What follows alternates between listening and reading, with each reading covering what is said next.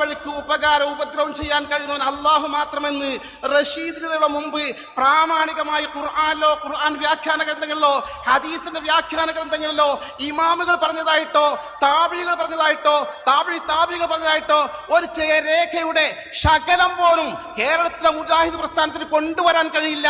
ഞാൻ വെല്ലുവിളിക്കുന്നു, ഒരിക്കലും കൊണ്ടുവരാൻ കഴിയില്ല. കൊണ്ടുവന്നാൽ നമ്മൾ സർവാത്മന സ്വീകരും പരസ്യമായി പ്രഖ്യാപിക്കും ഇതാ കൊണ്ടുവന്നിരിക്കുന്നുവെന്ന്. കൃത്രിമമായ തൗഹീദിന്റെ വചനത്തിൽ കൃത്രിമമായ നിർവചനം ഉണ്ടാക്കുക. യഥാർത്ഥത്തിൽ ഇതാണ് ജമാഅത്തെ ഇസ്ലാമിയും.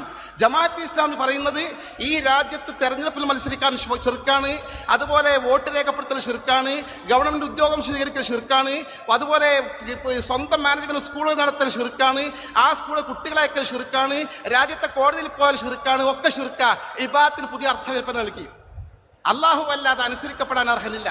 ഇത് അള്ളാഹുവിൻ്റെതല്ലാത്ത ഭരണകൂടം അവിടെ അനുസരിച്ചാൽ ശിർക്കാകും. ഇതിന്റെ സംവിധാനത്തോടും സഹകരിക്കാൻ പാടില്ല. കൃത്രിമമായ അർത്ഥം അബുൽ അഅ്ല മൗദൂദി അദ്ദേഹമാണ് ചരിത്രത്തിൽ ആദ്യമായി ഇങ്ങനെ ഒരു അർത്ഥകൽപ്പന ഇബാദത്ത് നൽകിയത്. ഒക്കെ കൃത്രിമമാണ്.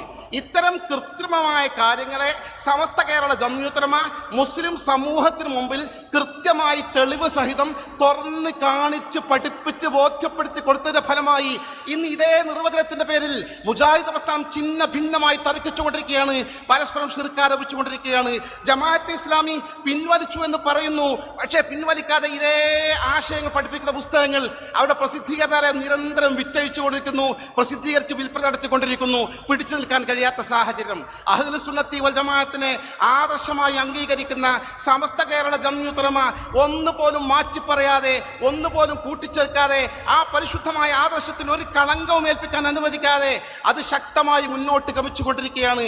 ആ സമസ്ത കേരള ജംഇയ്യത്തുൽ ഉലമയെ മുജാഹിദ് ജമാഅത്ത് കൂട്ടുകെണ്ടാക്കി മുന്നണികളുണ്ടാക്കി തകർക്കാനും ദുർബലപ്പെടുത്താനും ശ്രമിച്ചാൽ ആ ശ്രമം സുന്നത്ത് ജമാഅത്തിന്റെ മക്കൾ അനുവദിക്കുന്ന പ്രശ്നമേ ഇല്ല എന്ന് സാന്ദർഭികമായി ചൂണ്ടിക്കാണിച്ചുകൊണ്ട് ഇൻഷാ അല്ലാഹ് ഈ കാണുന്ന സൺഡേ അടുത്ത ഞായറാഴ്ച ജനലക്ഷങ്ങൾ പങ്കെടുക്കുന്ന മഹാസമ്മേളനത്തോടുകൂടി പുതിയൊരു ഊർജം സംഭരിച്ചുകൊണ്ട് സുന്നത്ത് ജമാഅത്തിന്റെ മക്കൾ സമസ്തയുടെ തണലിൽ മുന്നോട്ട് പോകും. അള്ളാഹു തൗഫീഖ് നൽകി അനുഗ്രഹിക്കുമാറാകട്ടെ. ആണെന്ന് പ്രാർത്ഥിക്കുന്നതോടൊപ്പം എൻ്റെ പ്രിയപ്പെട്ട പൊന്നനുജന്മാർ, ജ്യേഷ്ഠ സഹോദരന്മാർ, ആത്മാർത്ഥമായി സമസ്തയ്ക്ക് വേണ്ടി, നമ്മുടെ നേതാക്കന്മാർക്ക് വേണ്ടി ഈ വിനീതർ ഉൾപ്പെടെയുള്ള ആളുകൾ പ്രത്യേകം ദുആ ചെയ്യുന്ന സ്നേഹാദരവും അപേക്ഷിക്കുകയും ഒപ്പം ഒരുപാട് ആളുകൾ രോഗശമനത്തിന് വേണ്ടി ദുആ ചെയ്യാൻ ഏൽപ്പിച്ചിട്ടുണ്ട്. അള്ളാഹു അവർക്കൊക്കെ ശിഫ നൽകി അനുഗ്രഹിക്കുമാറാകട്ടെ. ഒരുപാട് ആളുകൾ പ്രത്യേകം പ്രാർത്ഥിക്കാൻ ഏൽപ്പിച്ചിട്ടുണ്ട്. വരാൻ ആഗ്രഹിച്ചു വരാൻ പറ്റാത്ത ഗൾഫിലെ സുഹൃത്തുക്കളുണ്ട്. അവർക്കൊക്കെ അള്ളാഹു അർഹമായ പ്രതിഫലം നൽകി അനുഗ്രഹിക്കുമാറാകട്ടെ. സ്വല്ലല്ലാഹു അലാ മുഹമ്മദിൻ വആലിഹി വസഹ്ബിഹി അജ്മഈൻ വൽഹംദുലില്ലാഹി റബ്ബിൽ ആലമീൻ. അസ്സലാമു അലൈക്കും.